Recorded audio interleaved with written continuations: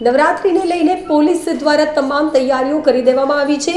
આયોજકો રાત્રિના 12 વાગ્યા સુધી જ લાઉડ સ્પીકર પર ગરબા રમાડી શકશે। ત્યારબાદ જો લાઉડ સ્પીકર વગાડવામાં આવશે તો તેની ઉપર કાનૂની કાર્યવાહી કરવામાં આવશે। નમસ્તે, જય અંબે। નવરાત્રીનો પાવન અવસર આવનારા દિવસોમાં આવી રહ્યો છે।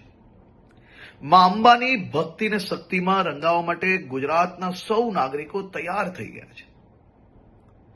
નવરાત્રીના આ પાવન અવસરે સૌ ખેલૈયાઓ દિલ મૂકીને માં અંબાની ભક્તિ ને શક્તિમાં રંગાઈ શકે, ગરબે ઘૂમી શકે તે માટે ગુજરાતના મુખ્યમંત્રી શ્રી ભૂપેન્દ્રભાઈ પટેલના માર્ગદર્શનમાં ગુજરાત સરકારે છેલ્લા અનેક વર્ષોથી નવરાત્રી મોડે સુધી રમી શકે, સાથે સાથે મોડી રાત સુધી નાના નાના વેપારીઓ, ફેરિયાઓ અને જે લોકો દરરોજ આ કામ કરીને એમનું પરિવાર ચલાવે છે, તેમનો ધંધો રોજગાર ચાલી શકે તેની બી ચિંતા કરવામાં આવતી હોય છે।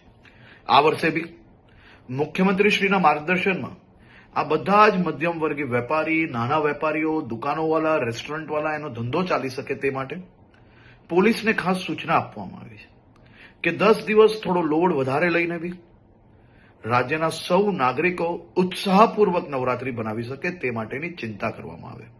સાથે સાથે સૌ ખેલૈયાઓ અને આયોજકોને બી વિનંતી છે કે આપણું મ્યુઝિક, ડીજે, બેન્ડ આ બધું આપણા જ આજુબાજુમાં રહેતા લોકો, અગર હોસ્પિટલની બાજુમાં આયોજન કરતા હો તો ત્યાં આ બધી જ જગ્યાઓ પર લોકો બીજા જે ત્યાં રહે છે તે હેરાન ના થાય તેની બી જવાબદારી આપણી છે।